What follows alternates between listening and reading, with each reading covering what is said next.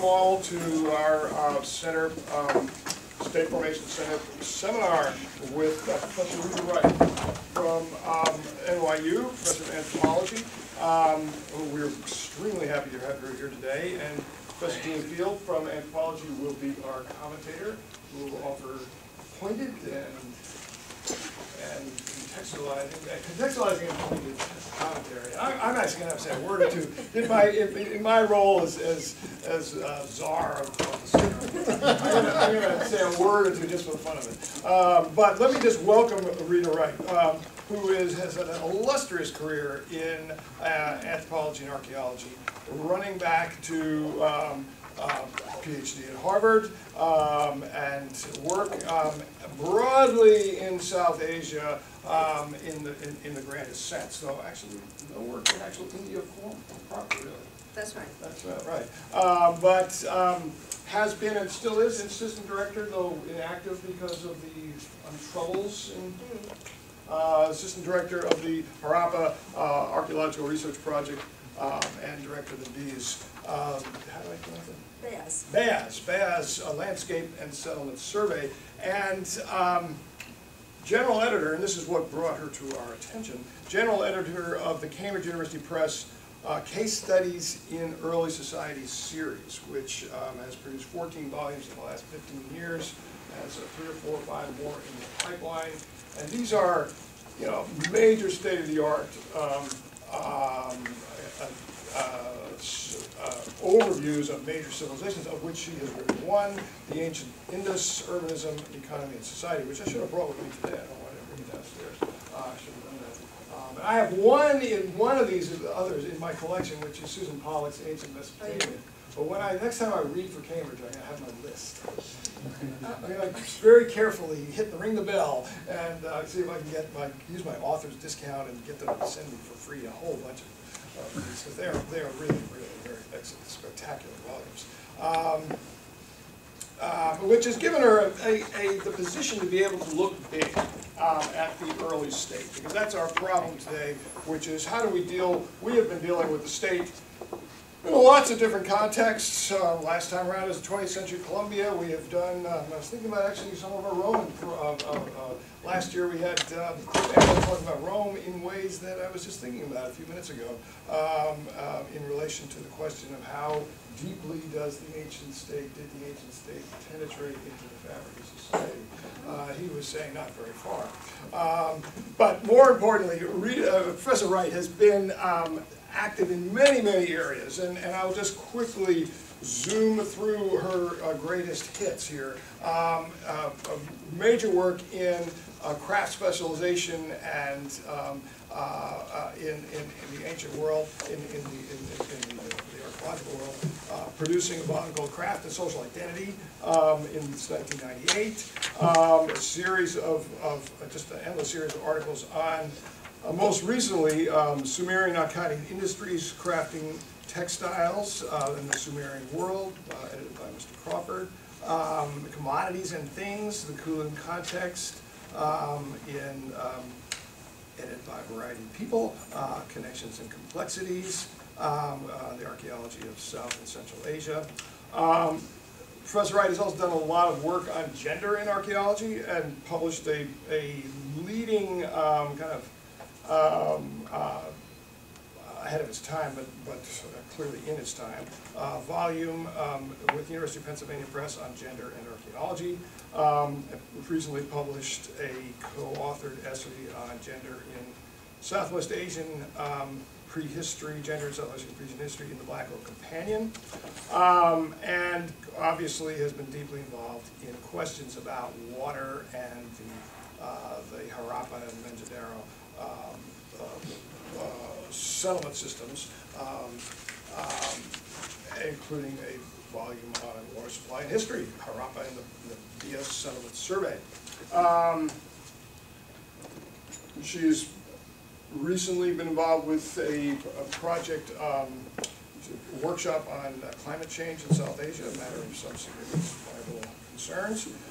And recently, on the basis of work that goes back to the Back to the 70s, a project on a session on Afghanistan's cultural heritage 2014 and beyond, most recently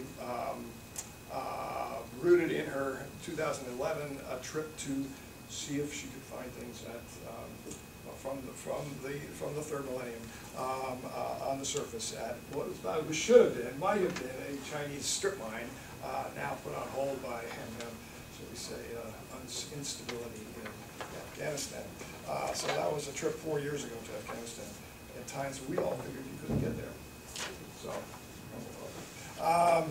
let me quickly introduce Julie. Julie Field, Associate Professor in our Department of Anthropology, of which I'm happy to be a member. And I'm not a voting member, but I'm actually listed as a member, so thank you. Professor Field received her PhD at the University of Hawaii, which has shaped her life ever since. Her work centers on the transition to agriculture and the development of pre-state and state societies in and around the Central Pacific, Hawaii, Fiji.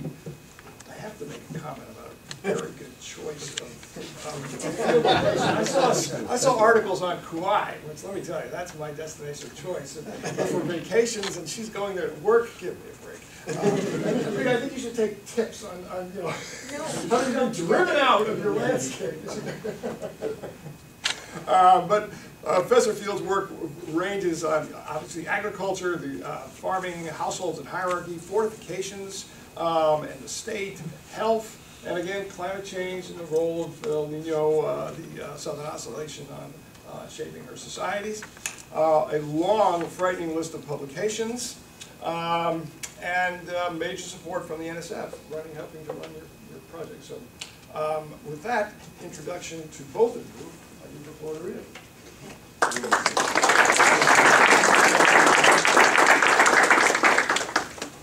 Well, thank you very much all for coming. I imagine you're warmer in here, but it was really a stretch, I'm sure, to come out tonight, and I appreciate it very much. I especially am thankful to the organizers of this seminar. First, for their encouragement to work on the topic that I'm working on today, something that I might not have tried, especially the Whitfogle part, which turned out to be very difficult for me, but which I very much enjoyed doing. And it's really a pleasure to come here because one of my MA students now is a graduate student in the anthropology department. She's sitting right there. And so it's so much fun to see some familiar faces. Thanks for coming. Yeah. So I'm an archaeologist, as you know, and so we really can't speak without slides. And so I have just a few slides for you to look at, and I'm going to keep them, they're very brief. I think there are 8 of them, but I think two of them you see twice, so that makes 10. I'm just, as I understand my role here, I'm going to just summarize a very tiny bit about what I did and where I think I might have left things. So there were a number of things that I left for people to read. One of them was a paper that I'd written for a fellowship for Richard Blanton, who's been very influential on some of the ideas that I've discussed here. I also left an article that Richard Blanton wrote on merchants, which I thought might really establish some more concrete form to my ideas than I felt I had when I began to write the paper. And I also left a paper that I had written previously in the Blanton fellowship, some ideas that sort of crisscross with what I said in the paper that I prepared for this seminar. So the paper is comparative, and that is to say that in trying to understand the Indus civilization, which has always been thought to be enigmatic. In other words, no one understood what it was about. And what was lacking there was any evidence for royalty or temples, any of those sorts of things that we associate with states. Now, there was a whole group of literature that began to emerge, some of which came out of Blanton and his colleagues, this way of reorganizing the ways in which we understood the archaic state into which the Indus would fall. and also other data from scholars who were working in different areas, like in Mesopotamia or Mali. Some of the authors of the books in my series, where they were looking at complex societies but not seeing that dominant king, a sort of self-aggrandizing individual who had taken all the power and, you could say, pleasure away from everybody else in the society. I had been working at Harappa and working with colleagues on the layout of the city and also on craft specialization. I did a brush with climate change, which was stimulated by an article by climatologists, with which I disagreed, but also with some data that we had found in our surveys. I had gotten to the point where I had given up the whole idea that I was ever going to find a king, that I was ever going to find that temple, and that what I needed to do was to look at what I was finding and understand it in the context of this new scholarship that I'm referring to, that Blanton falls into. And I had to do it within the context of an existing intellectual paradigm, which was the paradigm of V. Gordon Childe, and the notion that it was the surplus economy and the development of craft specialists that made possible, that was really the cause for the development of the Mesopotamian state. And all other states then were looked at in that manner, so something in 1930s. In this paper as well, I came across another individual, Carl Wittfogel, who had a similar notion that he was going to come out with a universal cause for the development of the state, and in that event, it was going to be irrigation agriculture. So not water as such, but irrigation agriculture itself. So that was something that had to be dealt with. I have a few concepts that I used in these articles that were new to this literature. The idea of hierarchy, we all know what that is, and when we think about a state, we're thinking about something exclusionary, where you have a single individual to whom all others march in time with a set of rules. And then another word, heterarchy, which is not the opposite necessarily. Heterarchy and hierarchy can coexist, but heterarchy is something that is a bit different. It means that you have a number of interest groups within the society, and they are not entirely monopolized by the power of a hierarchical individual. So there are multiple authorities, and there's might be some monopolization, but it would be less drastic than these two theories had imagined. So my first slide is really just a summarize, in a way, of the idea that I tried to put forward. And probably you can't read it. Yeah. So what this amounts to then is that you have two different structures of integration. And so what we have to do is we have to wipe the slate clean, and we have to say that while we recognize these vertical structures, this sort of stratified model where you have centralized rule of class-structured society based on proximity to a supreme authority, most likely did exist somewhere. But it didn't exist in the Indus civilization, and it didn't even exist quite as dramatically as all of that in ancient Mesopotamia when we look at that data more thoroughly. And the alternative that we really must consider, because we can't be led along the pathway by a set of theories for which we don't have evidence, when we might have evidence for this, which is something horizontal, where you have local councils, lineage, merchant associations, artisan guilds, and other influential groups that share rules. So that's what the general thesis is. I have to confess to you that I don't know exactly how all this works, but I know that the evidence lies on the left-hand side for the Indus civilization. So I'm going to just ask for the slides again, because I have a few notes I'd like to look at. I'm just going to mention very quickly some of the challenges that come to the table when we start thinking about why we won't just go along with the vertical structures from here on, because it's fit us very nicely. And so some of the societies that I looked at were first back at Mesopotamia, where the model itself was developed. So there are texts in Mesopotamia, and they have generally been read as if the king said such and such a thing occurred, or if there was a military expedition, or if there were laborers in certain categories, that was the accepted norm for the rule of a society. But even the Assyriologists now, those who read cuneiform, will agree that it was not as structured as you might expect. There are many different types of labor organization, people who owned land. Everything wasn't really under the king. So we had the kinds of terms that we use we had a hierarchical society and a hierarchical society. I used an example group of people who lived in the second millennium at a place called Mari. And at Mari, there was a very famous king, Zimri-Lim, and he had, in fact, we know from texts, a very close relationship with some of the people in under his realm, the Similites. They were members of the same pastoral group. They had been for thousands of years within that group, and they wrote letters to each other when they spoke to each other as if they were equals. So here's a case where the pastoralists managed which fields they would go to at certain times of the year, but they didn't have to get permission from the king to do that.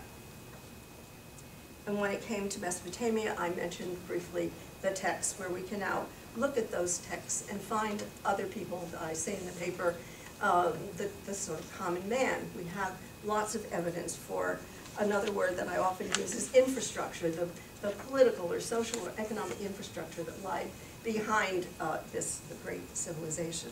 I also looked at the Maya and at Teotihuacan and the Aztecs.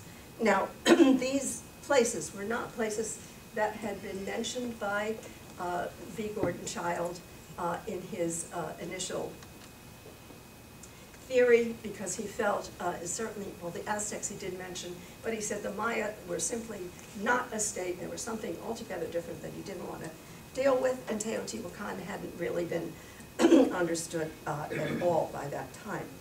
So what do we have in, I guess I'll start with the Maya. So we have their production by, most production is by non-elites. Some elites, some small groups of elites who were for royalty, produced materials that were set aside, especially commissioned by the king.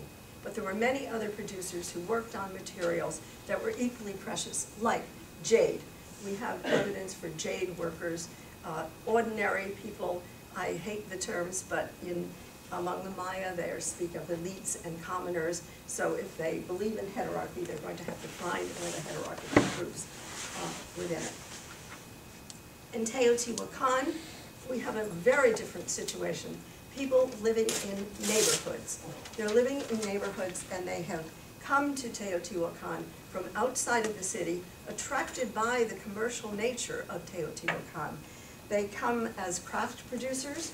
They can be identified in particular apartment compounds. We can identify, for example, the people from Oaxaca who came there and produced certain types of ceramics and figurines that are definitely from the area of Oaxaca. And there appears to be not to be a royal court. Now, the only thing that you have there are images of individuals who could be gods, but we have no knowledge of them because there are no written documents to tell us anything about them. It's just iconographic. And I should go back and just say about the Maya, I forgot to mention that there are texts there, and those texts talked about royalty. So we're not saying that there was no royalty in the Maya, but what was it that the Maya royalty actually controlled? It seems they were not interested so much on production, unless it was production for religious artifacts. As far as merchant exploits,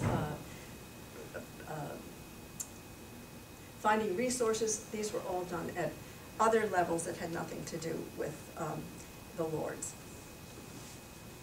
When it comes to the Aztecs, also we have all heard about the Pochteka, I suppose.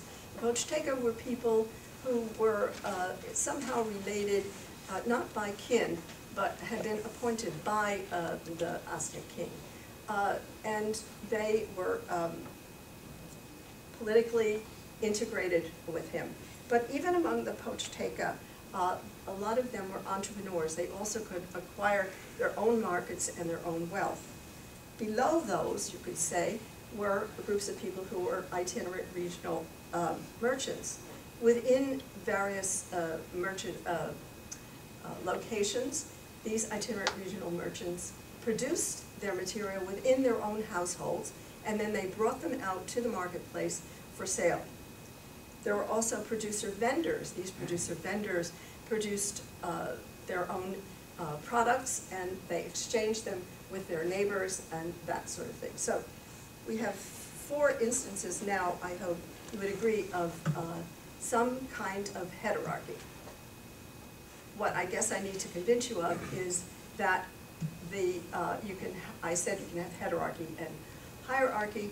In the Maya, we did have hierarchy, but we also had the strong hierarchical element. That is because there were affairs of state that the king was not interested in. It was only about his ancestor worship and the production of materials there. When it comes to Teotihuacan, we have no royal court. It looks as if we have alliances of individual groups, such as we might have in that list that you could see earlier. And among the Aztec, even in that very strongly stratified society where we have ethno-historic accounts that the Spaniards told us about, they also identify these other groups, these producer vendors, etc. And all of this, by the way, is documented with the archaeological evidence. So I would say that the revolution in this understanding comes from the archaeological evidence. Archaeologists asking the question of the text, can we find these sorts of things within the archaeological record? And I don't have time to talk about it, but these things are all present. I think you would agree with me. So now we're going to get to the Indus. And in the case of the Indus civilization, I'm going to use the same kinds of markers in talking about what is the relationship between a self-aggrandizing leader who is using surplus production to develop craft specialists because now there's leisure and time, and controlling them, controlling their works. So here's the Indus civilization. It overlaps between India and Pakistan, and I wanted to just show you a few things that I mentioned in my papers. Whoops, okay. So I think you can see this, and that is what I wanted to indicate was that the Indus civilization is enormously ecologically diverse. This is very important to think about, because if we're going to think about a civilization as a uniform entity that erupted and expanded over one set of ideas, I think we have to consider the ecological diversity and the types of things that were possible within each particular area. So actually, what I wanted to show you about the rivers is that, so we call it the Indus Valley civilization. It's not only the Indus River here. Here's the Beas River where I did my survey. The Indus comes down here. We don't know where it extended here, but there's also another river system called the Hakra. The Hakra flows into Pakistan. When it flows into Pakistan, there's no agreement on the name. It would be called then the Hakra. So we have the Hakra system, and it's much more varied here with lots of streams. It's a seasonal river system, we know now, and it flows down into the lower Indus Valley. And this is a place called Mohenjo-Daro, which is one of the major cities. And you can see that the Mohenjo-Daro was sort of like a little Tigris-Euphrates. At that point, there were 2 river systems coming together here. And then those circles just show the 5 major Indus cities that we know about. And I just pointed out to you Mohenjo-Daro, and here's Harappa, and there are 3 others that are marked here. So what I want to talk about here is the way in which I see the comparative data that I established elsewhere, and those are just some examples, how it can be used in the Indus civilization to talk about things like heterarchy. So there are, what you're looking at here is the ceramics that I talked about in my paper and in the context of craft specialization. And this is a picture of Rita the Younger excavating a kiln at Harappa. These pots were produced using this type of kiln. It's an updraft kiln. That means it's a rather sophisticated kiln. It has a wood box, it has a setting chamber, and the pots are put out in that setting chamber. It's enclosed, and that's where the heat source comes from. We have good evidence for people moving to Harappa, excuse me, using less sophisticated kilns, and then later on adopting this updraft kiln and producing these large quantities of materials. So that's one group of people that I see at Harappa, people engaged in a labor effort, and they are producing materials that are very standardized, using a technology that is the same. And then here's another type of craft production. This is a very unusual, these bangles, these bracelets here are called, are made of stoneware. That means a much higher temperature cycle than is here. Stoneware was really invented later by the Chinese, but we have here at Harappa in the 3rd millennium, they're producing them, and they produce them in a thing called a sagar. So you make, you produce ceramic material, and then you fire it inside this chamber, and it achieves a much higher temperature than would have been possible in that updraft kiln. So it's two different skill sets. In archaeology, we depend as well on the notion of context. Two very different contexts. This group, well, some of these pots were actually produced in this kiln, but other places where we find this production, they are in households. They're not in places adjacent to any large buildings suggestive of somebody else who's ruling the production. On the other hand, these are produced in large workshops where a number of people seem to be working together, not in the context of any kind of dwelling situation where you might have something like a household production. And then the other thing I talked about in my paper was the whole notion of looking at the production of seals and the use of seals. Seals are devices which you can press onto something pliable like clay and make an image, and it's a marker of property. It's sort of like the earliest credit card. Well, not a credit card, it's really a check, because it has your name on it, and you know what is, that the contents of something are from a particular individual. This map shows the distribution of natural resources. All of these resources that are marked on this map are from objects that we know people in the Indus Valley produced. So something down here, the carnelian source, which is a very important mineral, was from this region. The lapis lazuli up at the very top of the border here of Afghanistan came from a great distance away. There are other materials such as, well, there are copper sources. We don't know if these were really used in the Indus civilization or if they were using ones over here in Afghanistan. But you can see this wide variety of resources. So over here, I think this might do this, I'm not sure. Yay. Okay, so here are the seals that I'm referring to. These are Indus seals. They're always square. They have a very standardized production. They are, they have an animal. The animal is usually associated with some symbolic feature, which could be an incense burner. And then they have an Indus script at the top. This script has not been deciphered, and so we can't lean on text to tell us what was actually going on. There's a little bit of variability. Sometimes the animal is here and the icon is not, but generally the script, the animal, and often this is a very common animal, a unicorn, that's represented. Here's an example of the way in which you could press something like that onto something pliable. This is a jar stopper that we found at Harappa, so you would seal the jar so that wherever it was going, if that seal was broken, then the person who received it would know that it wasn't, it had been broken into. And then another way in which we see the seals, I think you can't see that, but if you produced a pot, for example, you could impress this seal on it. We find a lot of these, even on our surveys, pots that have an impression of a particular set of signs.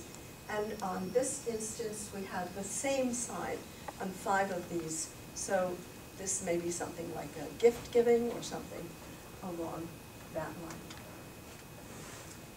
So we've looked at these seals. They've always been referred to as administrative documents. That if you have an item like this, writing, you know, writing is so important to people. Writing and an image, that it's an administrative technology, and generally speaking, no one has said who the administrator is, but back in everyone's sense is that we're talking, there's that leader that we've been looking for, and very often in Indus studies, some scholars have said, oh, there it is, you've been looking for the king, there he is, he's got these administrative technology, and he managed it. Well, a study that one of my students conducted using slow motion videos, he's reproduced the ways in which these things are being made, and thinks he can really identify the hands of their producers.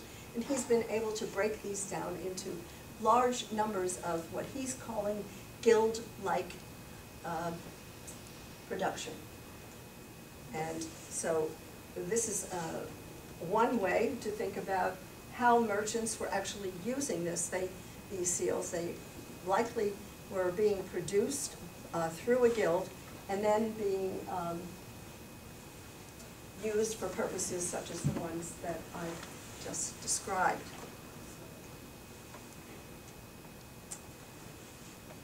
This map shows every one of those blobs is a state. If you thought you knew what was going on here, you would have been mistaken 15 years ago. So we know about Egypt, we know about Mesopotamia. Here's a state, here's another one, here's one, and here's the Indus civilization. These all represent archaeological evidence. I can show you another map in which the Assyriologists think that they've actually been able to identify. They put names on these places. So here are 2 others. And one of the names that they put, which certainly influences some of what I think about the idea of merchants, is for Malua. And Malua is the Indus civilization. There are 2 other states here also mentioned. So we know that these merchants must have traveled considerable distances, or maybe they did some sort of down the line work. But here's a nice piece of evidence that was found recently. Here are some of those seals that you saw a few minutes ago. And these are seals that are from the island of Bahrain, which were discovered in the last 5 years in tombs. And I'm not sure whether I mentioned it to this group or the group I was talking to earlier. While we haven't deciphered the Indus script, we know the order that the signs should be in from looking at the hundreds of them that have been discovered. And one of the things about them is that this sort of a sign should never be at the end of writing. It's usually in the middle. And then there's another sign. Well, actually, this one. And there should never be a pairing of 2. These seals then are from Bahrain, which is a good long distance from the Indus civilization. We know that boats traveled up the Persian Gulf and with materials that were brought from the Indus civilization to Mesopotamia. And now we find these produced. So these are square. About in the mid-third millennium, we start seeing in the Arabian Peninsula round seals.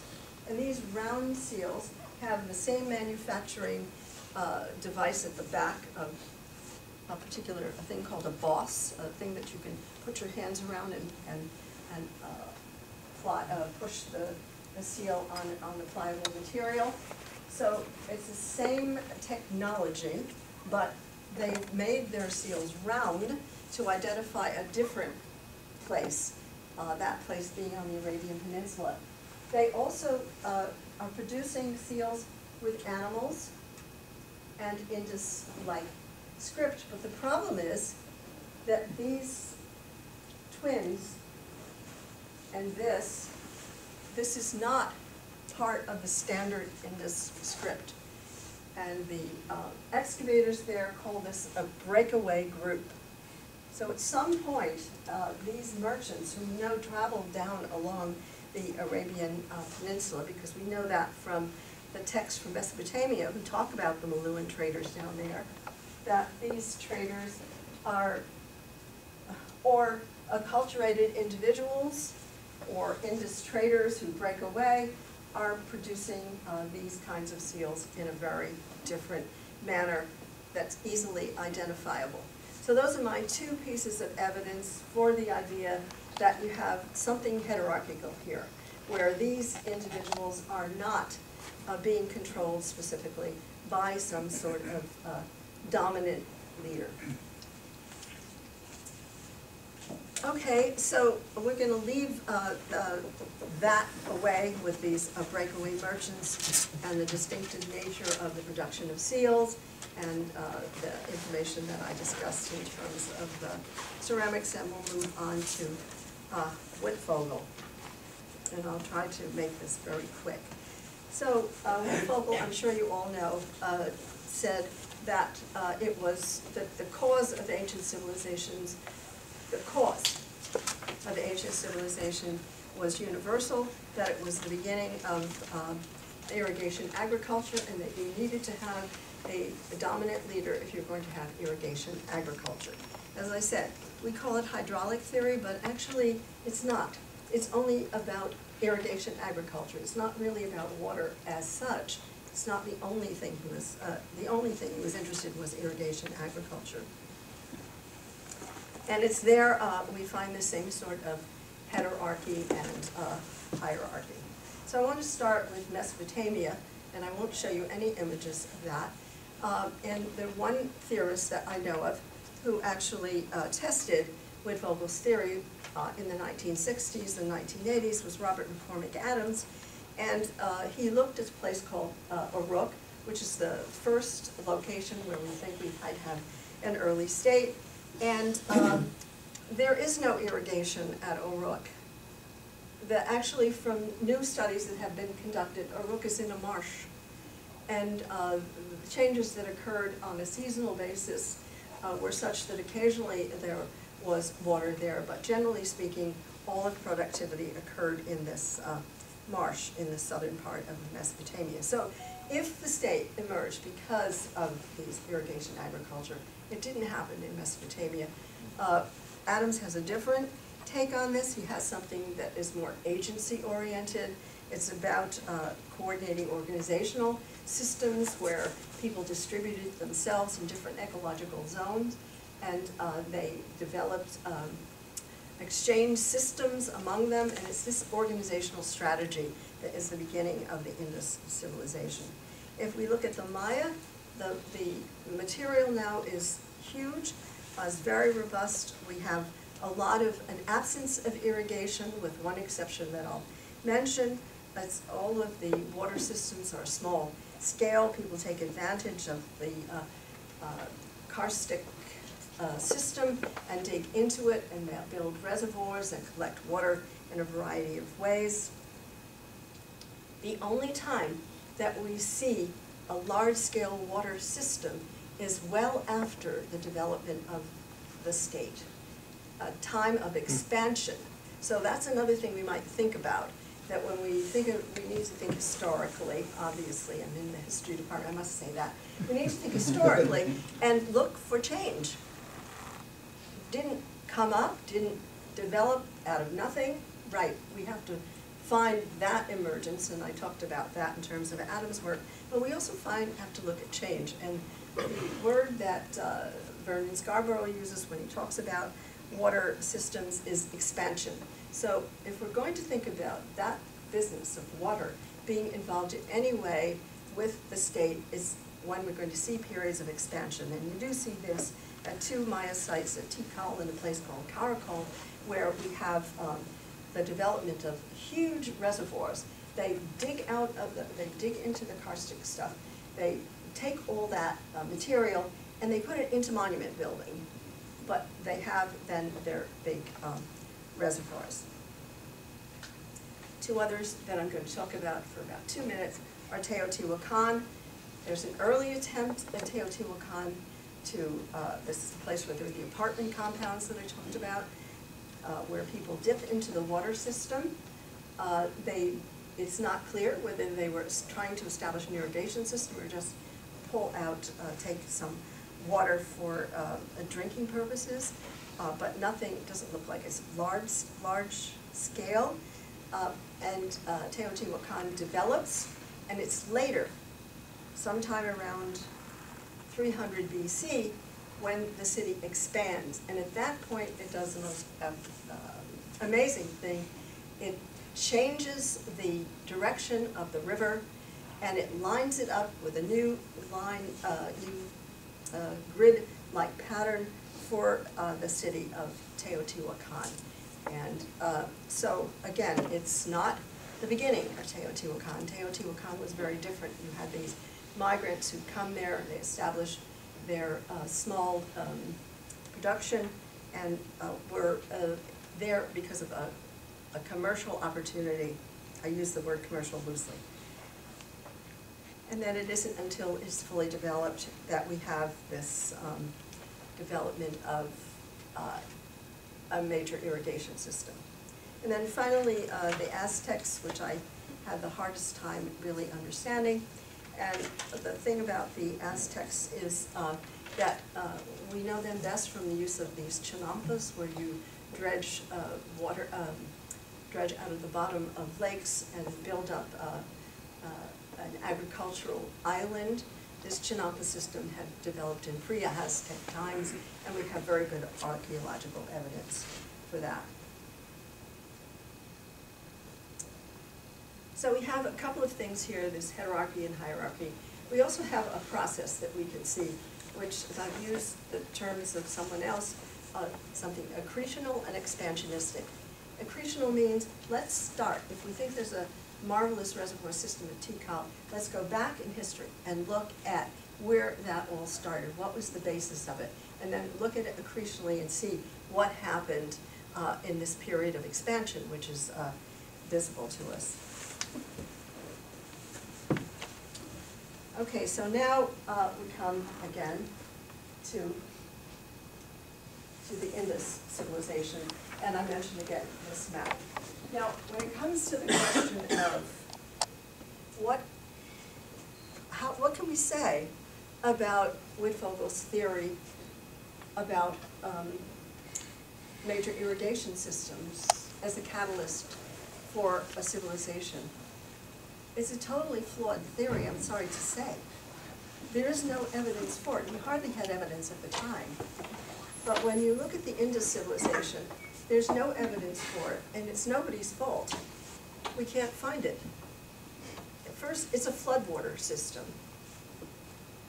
But we don't find dams or weirs or any kind of incidents of building up of levees, because there's so much overburden that geologists simply cannot get down to those points to see how it is that this system actually developed. So I don't have a lot of news about the Indus. The only thing that I can say from the work we did at Harappa and from our Bayaz surveys is that we know that people were certainly aware of the dangers of this floodwater system.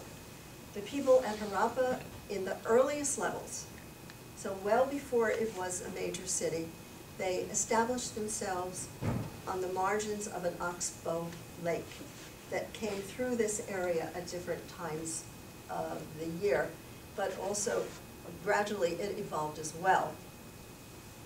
And we also know that the people who lived on the bayas positioned themselves on the top of things called doabs. Doabs are places where sediment accumulates as a couple of river systems meander. So you have one river system going in this direction and another going in this direction, and they build a natural mound from sediment, and people establish themselves in those locations. So whenever it was that they came, and these instances, this is the early time of development, of occupation, they establish themselves in high ground, so they know something about that. When we look over here at the two rivers, no, that's wrong. What you can see here is from the geological evidence that we have, it's really clear that from looking at a variety of types of things, that this river especially, this was a seasonal stream. It came down into this area. Here's the Indus, here are the Indus and its tributaries, but right here by Mohenjo-Daro, it's a single stream. And what happens there in both instances is this is just an degrading river. It's meandering all over the place. And so what people would have had to know, would have had to keep track of where these, you could say almost natural levees, places where sediment was being developed, deposited, and also their locations, that they would have had to be aware of that. But we don't have any knowledge of how that could have worked. But using some of the things that we talked about briefly in the New World evidence, it seems that these are things that could have been, we could say, we can use an alternative theory that through collective work among people, among farmers. And so now I want to just look at Mohenjo-Daro, and I think there'll be one or two more slides. So this is what Mohenjo-Daro looks like. If you want to go there sometime when the political conflicts are behind us, you'll see that you can actually walk through the streets. They're made of a baked brick, and you can see these are rather narrow streets, but we've measured the carts that we find, carts that were pulled by animals. We have data from the scarring on animal bones that they were used to pull things like carts and plows. You could move those through the city. This is the city itself. It was built on a grid, again with this baked brick. But what I want to talk about in terms of something that we could offer in terms of wood fogel is the water systems that were developed at Mohenjo-Daro. And this is an example of the top, on the top right. This is the interior of a house. It's the interior of the courtyard, and you can see that there's a opening here where water could flow, and it would flow down into this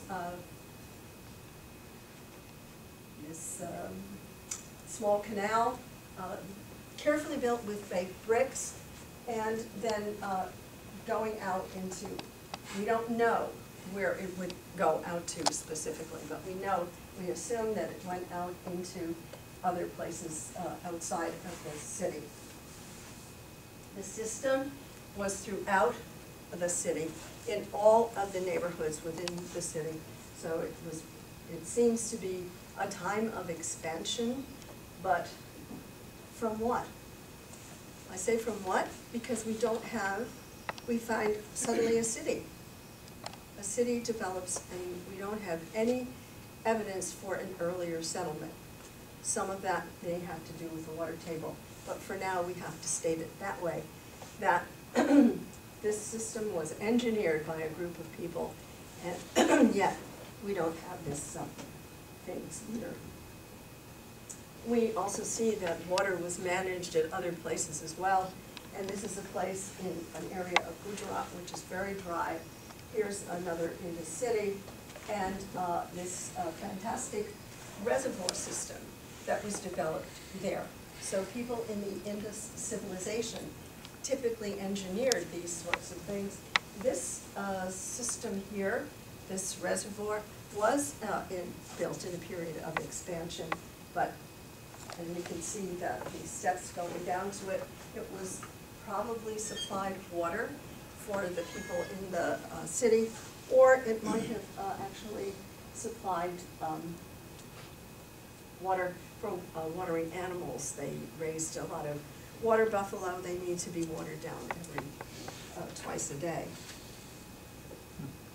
So for the Indus Valley, for the Hydraulic Society, we don't have any evidence one way or the other. We have the possibility of a nice research project where someone could go to the Indus and look for, go into those areas where we have these trenches with the beginning of water systems and figure out how that all took place.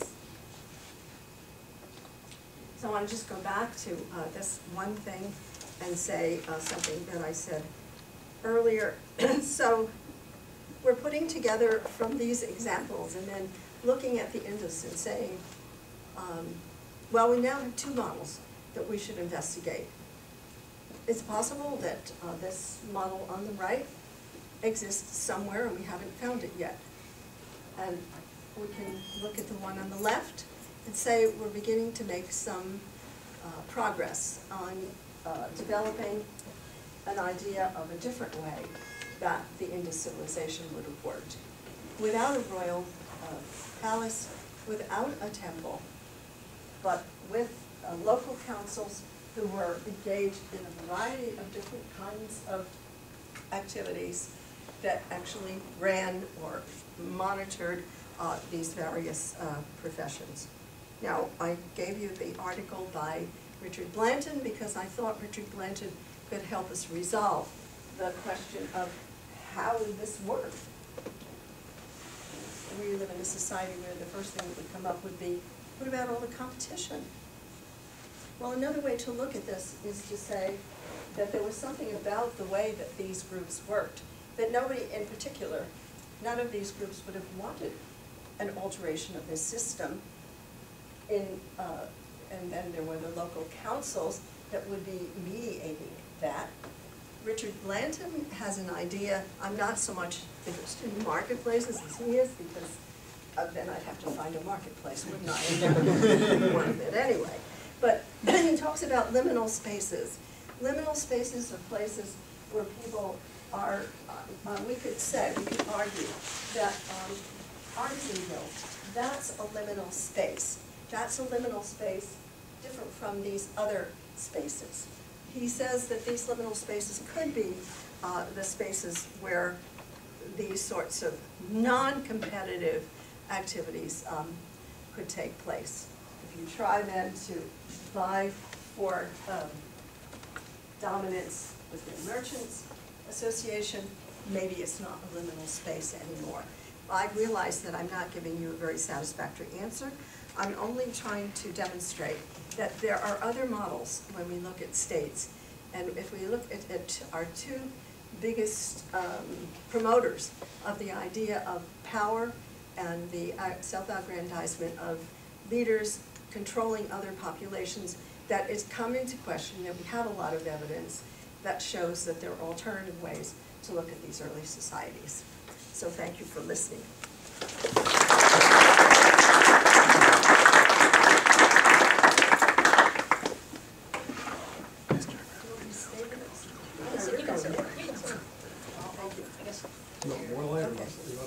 Just as it is fine.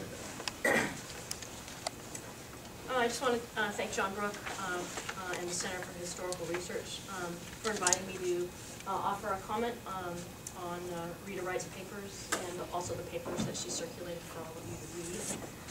And I want to thank Rita as well for providing us with such a coverage of an interesting topic, role of theories pertaining to the origin of the state. And it fits well with the lecture series that we've had. And so I'm happy to see some of the ideas that archaeologists have bandied about for years being thought about again with new data and new light. I wanted to just give a little bit of context, since I don't know how much historians read the Gordon Child. Raise your hand if you've read him. Okay, not many. Okay, so let me give a little context. Gordon Child is considered to be really the preeminent prehistorian for Europe and for probably most of the Near East for archaeologists.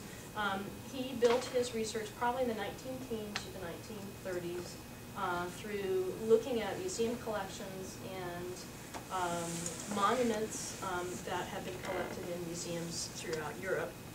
He built a lot of his research on the work of a man by the name of John Lubbock, who was also known as Lord Avebury, and he had gone through museum collections throughout Europe and had written essentially a catalog of artifacts and had some synthetic ideas about the rise of civilization. And his book was published in 1865. And so that was the manual that existed prior to what B. Gordon Child wrote. And he wrote several books, including Man Makes Himself and Prehistory of Europe. And all of those became really the layperson's guide and the archaeological guide to understanding the rise of civilization in Europe. And so all archaeologists, whether they've read him or not, they know sort of the basics of his theories. And in some ways they're so orthodox that we don't even know that they're there. So it's nice to think about them again and bring them up in context where we're actually trying to test them again. Because in some ways, we really have forgotten that we need to rethink some of these old ideas. So I wanted to just go through V. Gordon Child's model a little bit and just focus on what are the things that archaeologists like about it and why is it problematic, and what has Rita shown us that can actually be fruitful areas for new research. So V. Gordon Child's model really focused on the production of food. And the idea was that the Neolithic Revolution was all about the production of food and the domestication of animals, and that was really the base for the engine that created a state-level society.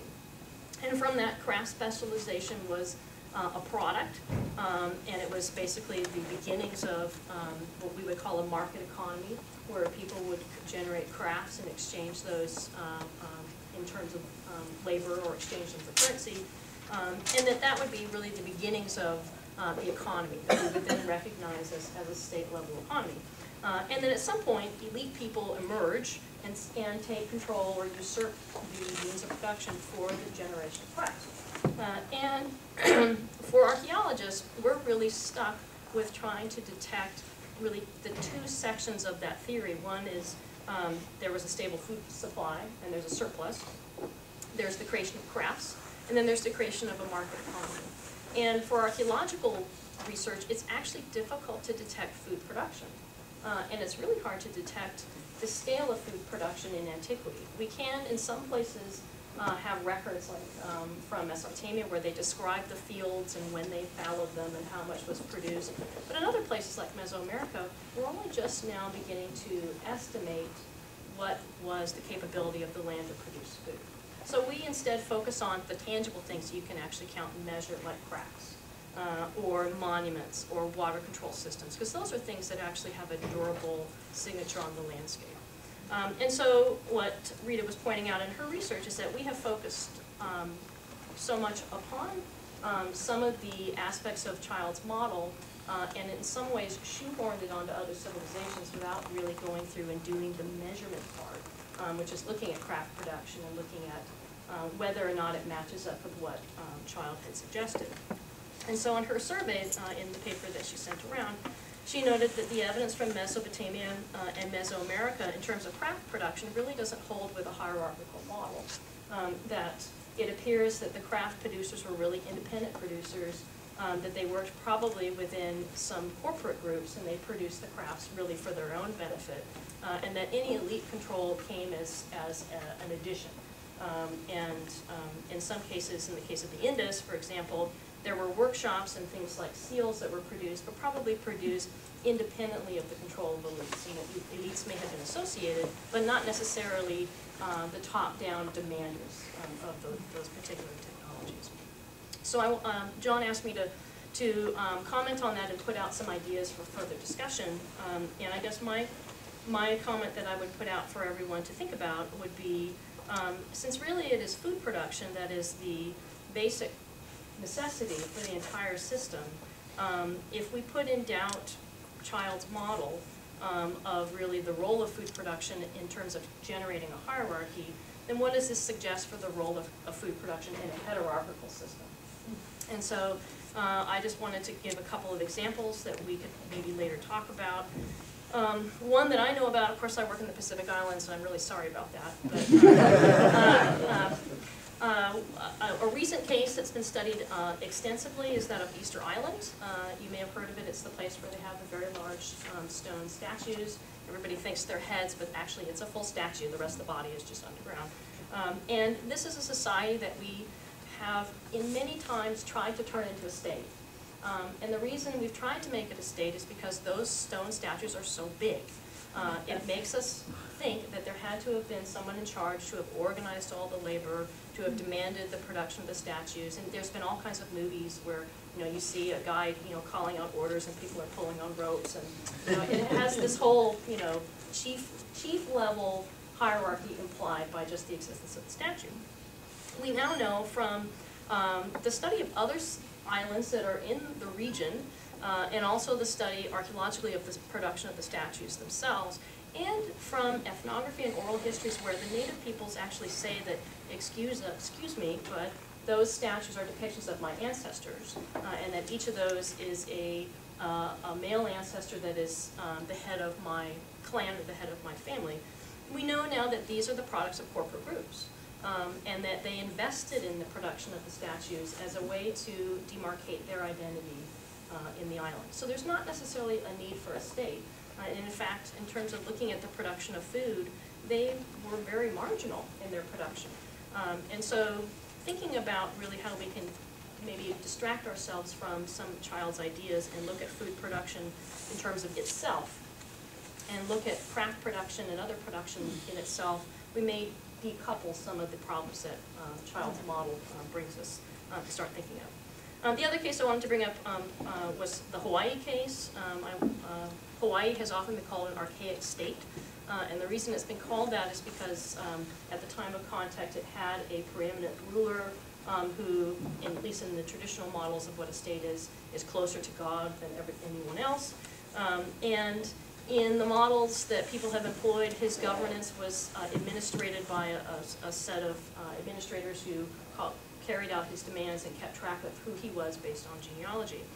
We know now from archaeological studies that in many cases the most preeminent and powerful chiefs were not the ones that came from the lands with the most surplus, but from the lands with the least, the lands that were the most marginal. And it's been argued that the reason why those individuals rose to chiefdom, like Kamehameha, who was the most famous one, was because they had nothing to lose. They came from places that were marginal, and thus it was in their best interest to actually push away their rivals and take command of areas that would have been more productive. Okay, then moving on to Rita's discussion of Wittfogel's hydraulic hypothesis. In that model, Wittfogel argues that the development of water management systems, not necessarily of water itself, but just the creation of the system, was a causative factor in the emergence of states, and that essentially we have, again, this sort of top-down administrative control model where some elite governing body administers the construction of the system and then also administers the dividing of the water to essentially control who is able to access that water and who is able to produce. And as Rita noted that the model itself fails rather spectacularly in several cases, and that Wittfogel really did struggle to apply it in many places. And so he essentially had to downgrade state-level societies to make them fit with his model of the hydraulic scale and the need for hydraulic control.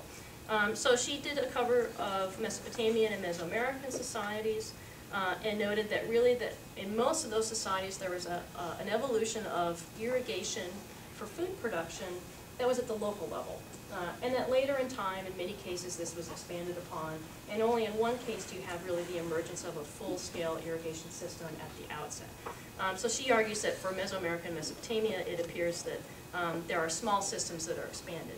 In the Indus, there appears to be a very odd configuration of either check dams or the use of floodwater farming, which we can't really investigate now because there's so much overburdening over these sites.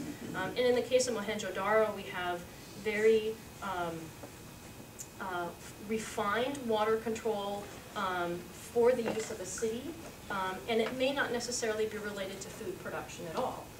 Many of the cases that have been described for Mohenjo-Daro appear to be related to bathing, purity that's related to water flowing out of facilities and having fresh water flowing in, or as she mentioned, watering of livestock. And that's a really different kind of system. And the fact that it appears all at once in a single city does suggest some kind of planning, but something that had come from probably a prior instance, so that the entire system itself may have emerged from some previous time period that we don't know about, and it just was recreated in the case of Mohenjo-Daro. So my question then for the audience, if these systems and the model that was suggested it represents, if there's a disconnect between the hydraulic hypothesis and the identification of systems, then maybe really we're having a disconnect between the identification of how collective resources are managed. And you could equate the management of water to any other collective resource, such as pasture land or agricultural land. And we know that in many cases from anthropology that there are many flexible relationships that people have in place for dealing with collective resources. Corporate activities that might be related to water management, there really could be any number of patterns to emerge. There certainly is a lot of indication for food production related to surplus production in places like the Far East, but it doesn't necessarily have to be that way. Where I do fieldwork in the Fiji Islands, there's plenty of irrigation related to food production, and yes, there is the possibility for surplus, but there doesn't have to be. And in some cases, that surplus is very, very limited just because the product, which is a root crop, cannot be stored. So it needs to be produced in mass and consumed in mass in perhaps a feasting event. And it's something that represents really not the generation of a surplus of food that you could use for commerce, but it's a surplus of food that you use for an event. And that event has social implications, either making obligations for other people or increasing the status of an individual so that it might have more influence later. With that, I guess I'll just step off now and allow everyone to discuss it. I suppose that's how it works. Yep. Are you going to be the person? I think we'll let's run the show unless Okay. I need to know you. Okay. So let's open things up to questions and thoughts about the story in front of us. Yeah, this is an idiot's question about the Indus, really, although I'll try and take up the context that, like some of us in the room, I have to teach world history, and so I have to lecture about the Indus even though I actually do the Ottoman Empire. So, I do the Ottoman Empire, even though I actually studied it. you probably got a better take on it than I do. And I guess to try and contextualize it, it potentially speaks to the question of differences within a society. Like, can we even make general statements about the Indus civilization given what you've demonstrated about the geographical diversity? I thought one of the newer, as in 20 or 30 years ago, findings or suggestions about the Indus is that the various cities like Dholadera and Harappa and Mohenjo-Daro had different functions. So Mohenjo-Daro, and this is probably going to sound really idiotic to you because you know Mohenjo-Daro was the more ritualistic city because of the great baths and the granary-like building, and then Dholadera, they all have citadels, or not? Okay, they don't have Not at syllables. Harappa. Sorry? Not at Harappa. Not Harappa, but Dolavira does. Well, you can see the Yeah, levels. Dolavera, it would be fine. Okay. So how does that difference, and I think with the Mayan city-states, if you want to call them that, you run into a similar situation where different cities have different functions. How does that square with this sort of hierarchy idea?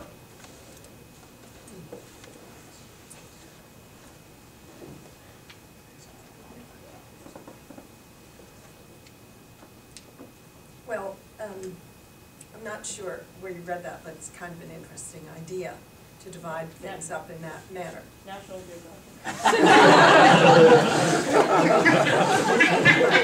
But I hate to go Where down else? that, I hate to go down that route, because we'd be starting something else that we'd have to remove. Because I didn't say this, but there is a very large pool that was filled with water, and there are elaborate buildings around it, and it is thought to be it's referred to as the Great Bath, and therefore a ritual center. And my take on that is that, well, there were other places where there were people who came together and spent time in the water.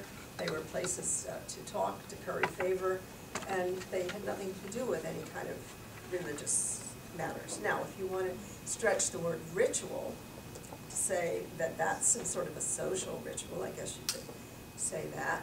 But I don't really see that it's a very useful thing, this functional difference, because I don't know how you prove these functional differences. So to start with, there is something in it, though, that is very, an idea that is widely distributed. Greg Purcell talks about the fact that these Indus cities were not part of one civilization.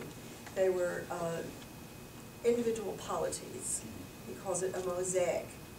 And he calls it a mosaic, and this refers back to your question, because there are differences in them. So Dolavera has the tank, and Mohenjo-Daro has the pool, Harappa doesn't have it, has other things, and so on. And I think it's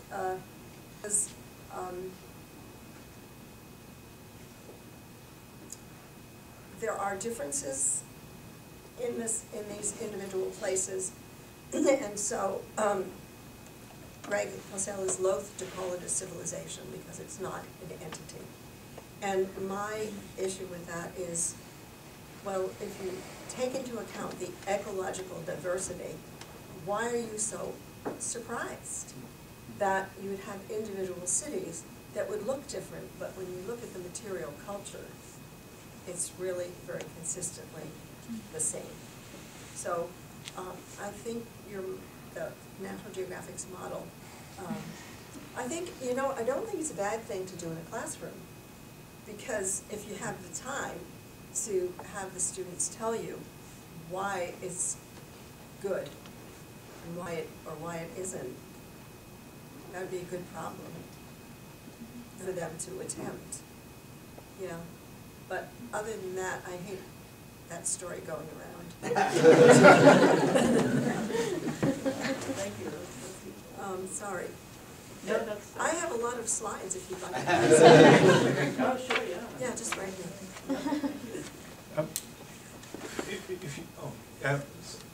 Go ahead. No, I just want to say that thank you very much for an enlightening lecture. The Indus Valley civilization certainly is one of the most enigmatic and most, in many ways, contradictory, to say the least. Wasn't even included in Bruce Trigger's book, Understanding These Civilizations, for example. But like you were saying, going back to Child's idea of the start of, say, the urban revolution, and the fact that cities were endemic, and also a lot of it was definitional, like how do you tell a state from these other types of societies. And so here in the Indus Valley, you have cities, no question. You also have incredibly standardized bricks, measures, and so on to suggest, and you say tremendous cultural continuity over huge ecological diversity. So it seems to be sort of like a territorial state, as Trigger's words, and as well as having a big city. But But the other way to look at states is, that, you know, you can talk about the corporate aspects and the hierarchy as well as the hierarchy, but a lot of it has to do with inequality. You know, the idea that what makes states different than other societies is the higher level or the more developed degree of inequality. So what do you think about inequality in the Indian civilization? I think there is evidence for inequality, and I think we can see it in, this is of course interpretation, but I think we can see it in this wonderful water system, that there were houses that had actual terracotta pipes that led the water out of the house and into the street. There were houses that were located right in front of a sump pit. That must not have been too attractive. There are houses where the effluent just goes out. There are houses where there really wasn't a drain, so people took pots. We have this at Harappa. Large pots were put at the edge of the courtyard. The stuff came in it. We excavated these things full of stuff, and then, well, you just put another pot right on top of that. So I think that is talking about inequality, you know, place things. And so I think that is a reflection of that. Another thing that we looked at, and that is, so there is this standardization of objects, and especially we look at things like ornaments. And so, for example, a certain shaped bead, a very long barrel bead, which is very, very difficult to make from a carnelian, which comes from Gujarat. These are found in Mesopotamia. They came from the Indus, but they have them in the Indus too. But we also have other same shaped beads in terracotta. So we have objects that are made from different kinds of material. And that might, so we have a lot more of the terracotta ones and fewer of the carnelian, etc. So that could be an indication of inequality as well. So those are, I think, there are some things of that sort that I think are part of the system as well. Is that? Yeah, no, it's just But thank you for the question. No, I think that's another fascinating aspect.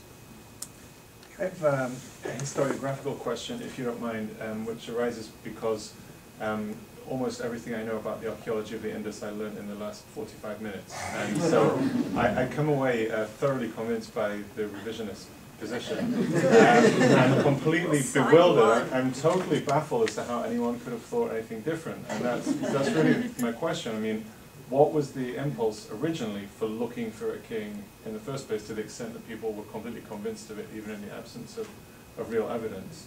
And if you don't mind, just to tack on an additional question, if you have time, everyone has time. I'm also interested to know if there is any relationship that you have seen between the religious or ritual lives of these civilizations and the political systems that you're talking about. Okay, so let's start with the first question. I think it's the discoveries and intellectual climate of the times. In the 1930s, when the civilization was discovered, no one knew that it existed.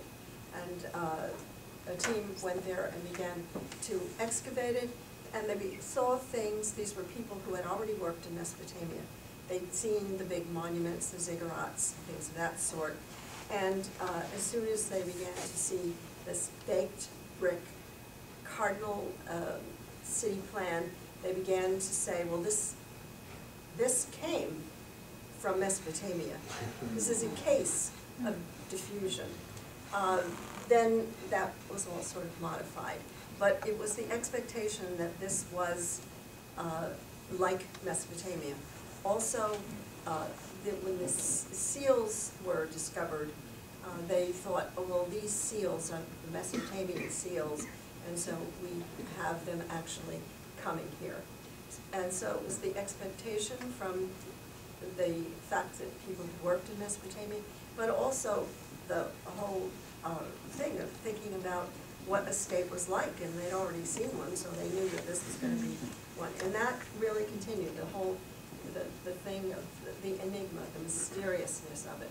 And, you know, people like those mysteries. That's why it appears on the Discovery Channel often, because it's a mystery. And, you know, we can all begin to solve these mysteries in one way or another. So I think that's it. And then as the literature built up like Child and Whitfogel in the 1930s and extending on to the 50s, that became more concrete. That it was a civilization and it was unique, though, but what, not that it was unique in the sense that our models were wrong, but that it didn't have what we were looking for, the palace or the temple or the king. And then the other question you asked, would you repeat that? Yeah, is there any influence in either direction between ritual or religious life and political systems of whatever kind? I'm thinking, I work mainly on the modern period, and it's often said that the whole idea of a sovereign state comes from the idea of a monotheistic God in some kind of fashion. Yeah. Is there, and the influence could also work in the other direction conceivably as well, and I'm wondering if there's any instance of that you know of in your period in time and place. I think I should defer that question to you, but no, this is a question that we've discussed, Greg and Dr. Brooke and I, earlier. This question about that relationship.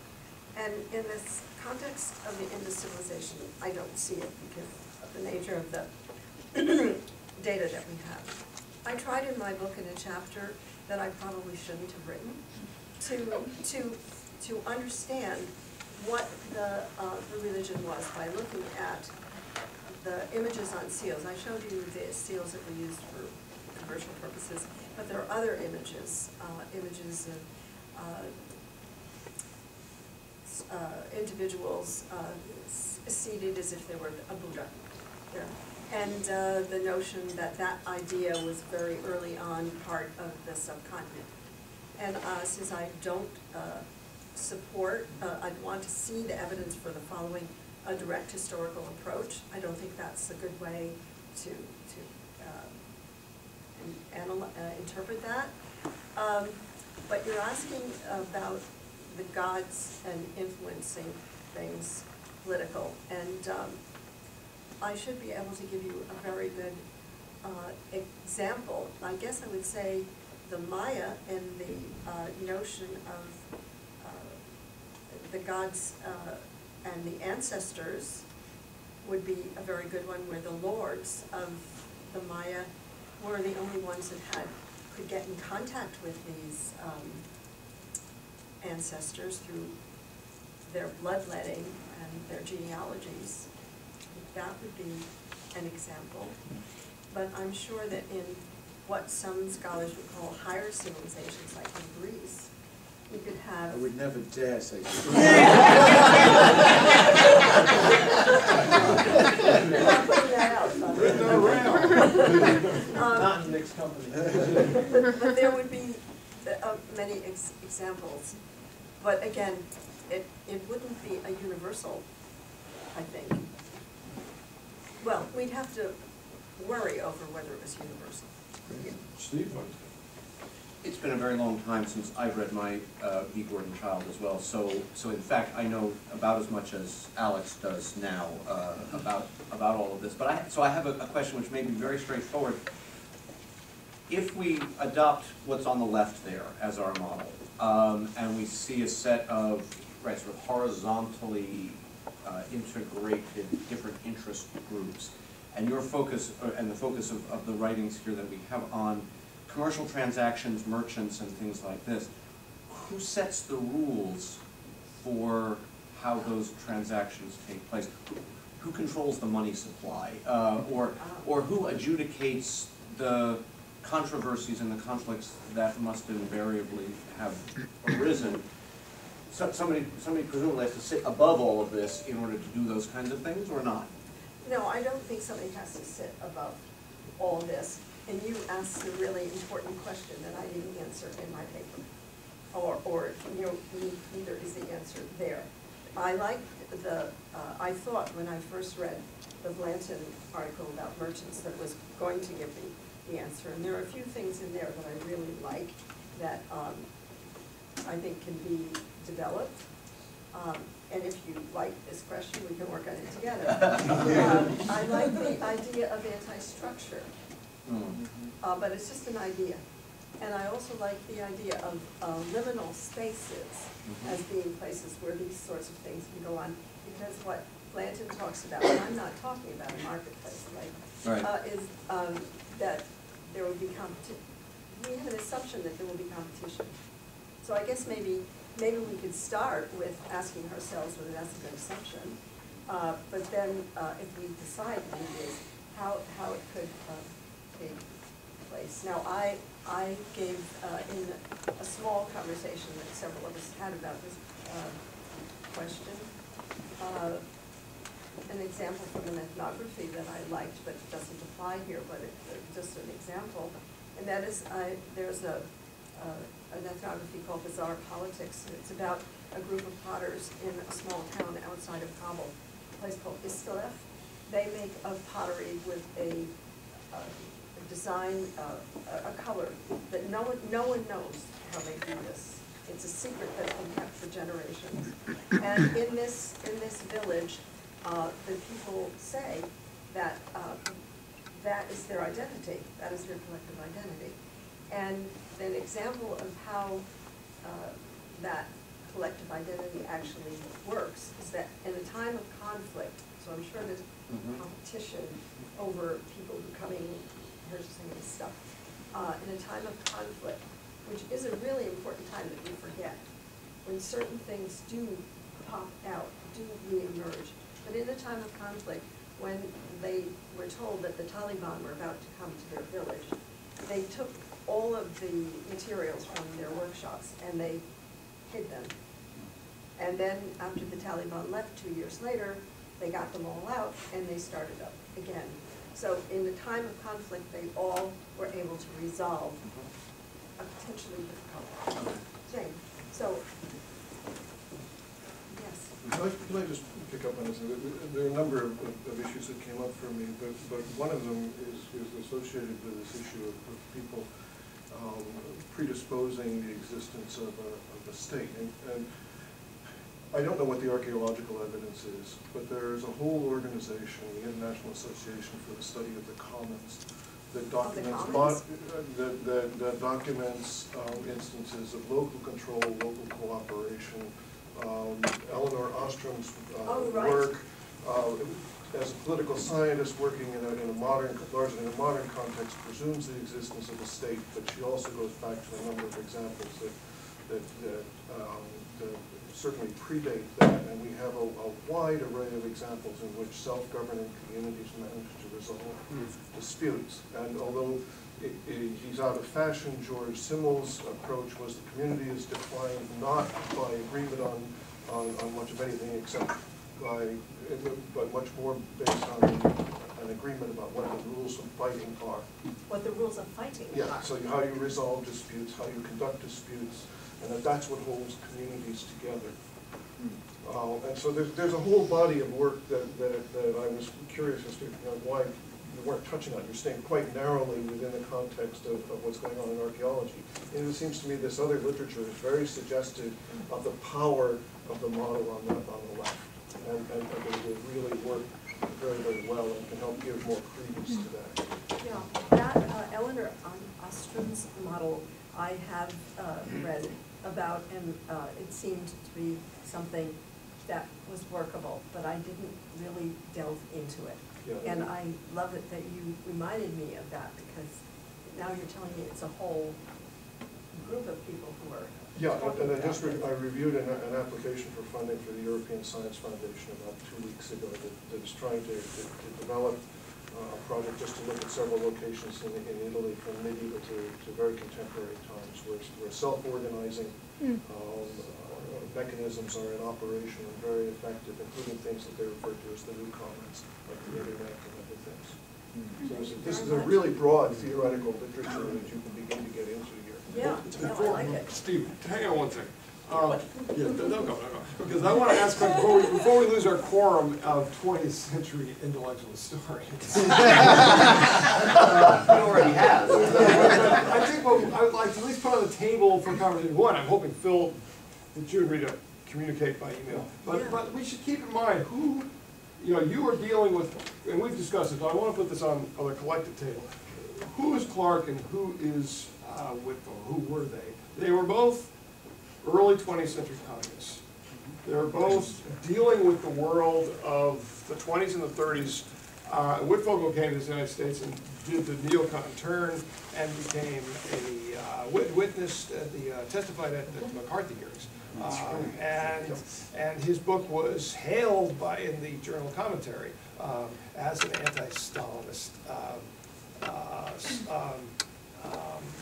diatribe, in effect. So we have. I'm wondering on how we think about the model on the right, the model on your left or right. The vertical model is a product of 19th century romanticism about kingdoms, and then appropriated by people of the early 20th century for whom the models were grand totalitarian structures, either negative reference or positive reference. And so both Childs and Whitfield go to a model of extreme hierarchy and authority penetration. Here we are at the turn of the 21st century in the era of the web, and we're thinking about self-organizing communities. So we have to self-examine, but I want to just... And I always thought that, the other thing that Childs did, at least as I read him, was to create the genealogy that gets you to Western Europe. And so any civilization that didn't get you there was ipso facto not a civilization, so we didn't really, Mesoamerica doesn't work for us particularly, and the Indus Valley doesn't really work for us. Well, they didn't really know about it. Part of the problem for them was that neither the Mayan nor the Mayan stuff is, not with any real, those intrepid Americans were down there in the Yucatan in the 1820s publishing that. People knew about it, and they just didn't know what to do with it. He wrote it off. That's right, exactly, because we needed to march, through Egypt, through Greece, through Rome, to London. That's where we stopped. So that's the way I always read that as well. So I would agree with that and just add to it. But there's also the political side. But go ahead, sorry. No, that's partially correct. Even though I'm old now, I'm much too young to know Child. But when I'm working in Hungary, I got to meet a contemporary. There's one of these guys in Hungary who Child came to visit the museum. He talks about his last days and his suicide and all these other things. But the point is, it's partially true that he ignored the other area, but it's definitely true that he took a sort of a linear approach to this that would lead him to the contemporary situation he found himself in, which was how do we get to this place, and using examples that seem to follow along. And his place was definitely their place was the 1930s. Oh, absolutely. But also you're absolutely right that these guys were Marxists, and they were very radical for their times, compared to like Mortimer Wheeler and some of the other fellows. For Whitfield, it's even more than that. He's trying to pick up on, as I recall, on Marx's limited remarks on Asiatic despotism, but he's also primarily, in my mind, a sinologist. And that whole realm is top-down model, and that's what people study.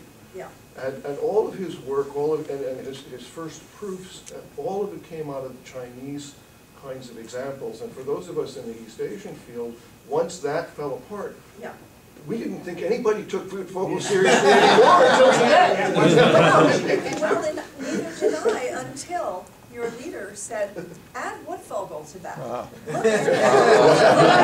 it's your fault. No, but I think this is great because I was actually citing and referring to Whitfield on a paper I presented a week or so ago, talking about how water used to be more central to the way we were thinking about the development of politics of the state. And so partly what I want to communicate with you about is where I can find a published description of the kinds of the things that you outlined, so I can have a nice new footnote to one of my sentences in my introduction. Yeah, I wanted to say about that Child thing. Now, maybe you'll think this is minor, but I like to think about process. And one of the things that Child thought this worked, he said, well, you had all those craft producers in the third millennium, and there was this thing about the kings, and they were attached to the palace.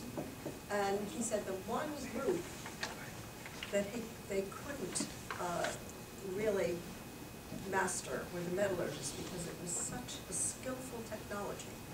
And it's only when the metallurgists march into Europe that you get all of this stuff is happening. And that was just proof, in a way, that there was a relationship between what he was saying. And that doesn't seem to hold up either, because you see the metallurgists right there with all the other producers, all the materials are scattered on the surface of these sites, and they're interspersed with everybody else. So there's just another bunch of guys doing pyrotechnology. Different, yeah. So, no, but what I'm really getting to in this is I'm sort of fed up with the West and the rest. And I really think that this is what this is saying. Look, lady, if you can't prove it, you've really thrown out something about, we really need to really rethink all of that. It's just absurd. We might learn something in the process about ourselves and of these other folks and the ones that are all around us in other parts of the world. You know. Well, I think that's a great note to. So thank you so much.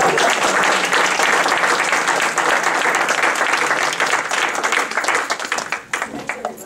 So I did.